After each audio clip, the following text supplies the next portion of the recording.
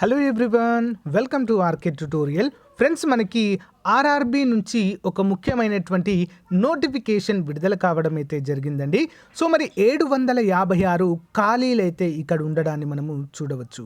కేవలము 10వ తరగతి పాస్ సర్టిఫికెట్ ఉంటే మీ దగ్గర సరిపోతుందండి. కేవలం సర్టిఫికెట్ చూసి మెరిట్ ఆధారంగా ఉద్యోగాలు, సో మరి ఇక్కడ వేకెన్సీస్ని ఫిల్ చేయడం అయితే జరుగుతుంది. ఎలాంటి పరీక్ష ఉండదండి, అందరూ కూడా గమనించాలి.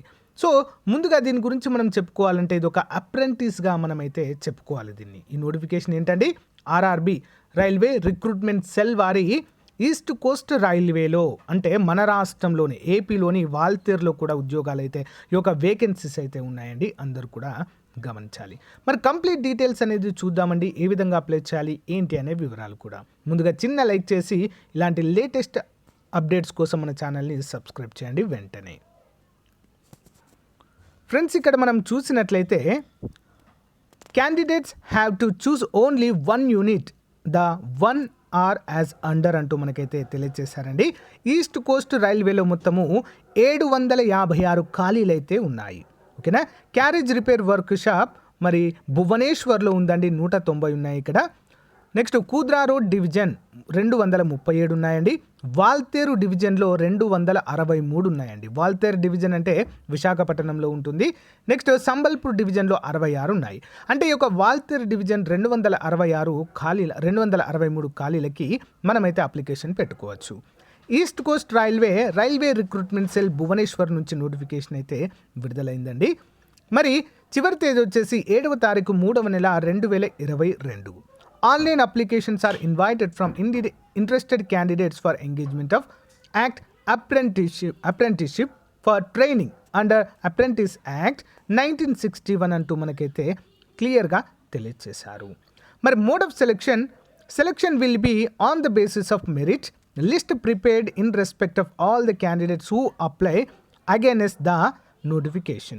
The merit list will be prepared by taking average of matriculation with the minimum of 50% marks, okay na, plus ITI in the trade of which apprenticeship is to be done. అంటే ఎందులో అయితే అప్రెంటిస్షిప్ చేశారో దానికి సంబంధించినది కూడా ఇక్కడ చూడడం అయితే జరుగుతుంది.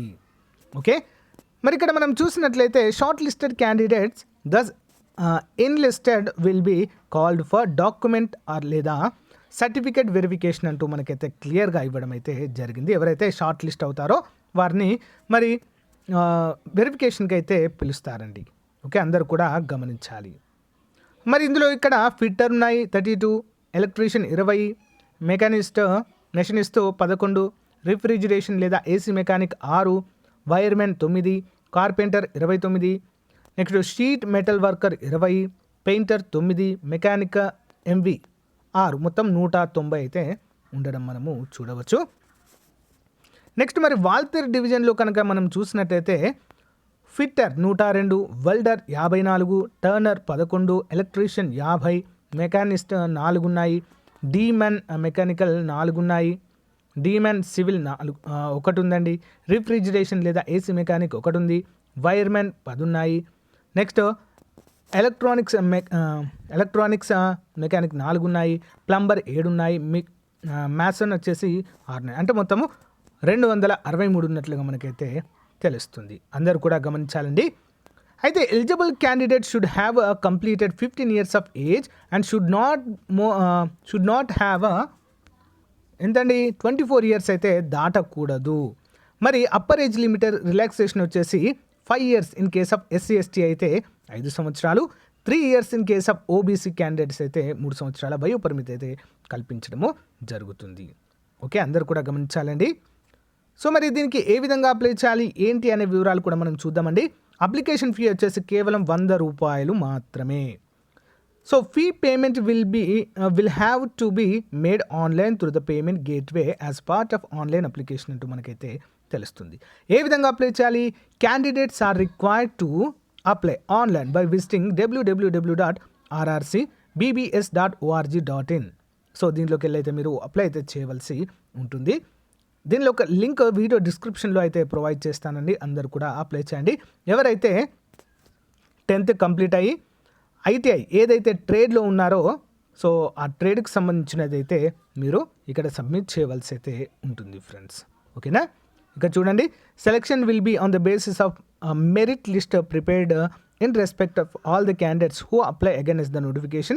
The merit list will be prepared by taking average of matriculation అంటే 50% and ITI నుంచి in the trade of which apprenticeship is to be done. Marks the panel will be prepared at taking the average of the percentage of marks obtained by the candidate in both the matriculation and ITI examination అంటూ మనకు క్లియర్గా ఇచ్చారు. రెండింటి యొక్క merit అయితే ఇక్కడ చూడడం అయితే మనము చూడవచ్చు. సో గైస్, ఇదండి ఈ రోజుకు సంబంధించినటువంటి నోటిఫికేషన్ వివరాలు. సో ఇవన్నీ కూడా అప్రెంటిస్ అండి, అందరూ కూడా గమనించాలి. సో ఎవరైతే 10th+ ITI కంప్లీట్ అయిన వారు తప్పకుండా అప్లై అయితే చేయండి. Okay, thank you friends, bye.